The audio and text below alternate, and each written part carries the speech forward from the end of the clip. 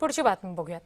आंबा काजूवर कोकण चालणार नाही असं विधान प्रमोद जठार यांनी केलंय आणि त्यांच्या या विधानानं नवा वाद पेटण्याची शक्यता आहे.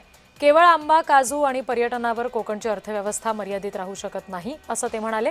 या व्यवसायातून एखादं कुटुंब विकसित होईल, संपूर्ण कोकण नाही. निसर्गावर अवलंबून असलेल्या उद्योगामुळे अडचणीत येऊ असंही जठारांनी म्हटलं.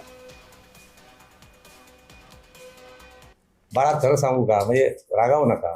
आंबा, काजू, पर्यटन याच्यावर आहे ना इकॉनॉमी लिमिटेड आहे. तुम्ही जर इकॉनॉमिक्सचा माझी विनंती आहे, तुम्ही कधीतरी या सगळ्याचा अभ्यास करा. या छोटे छोटे आहेत, हे करायला पाहिजेत.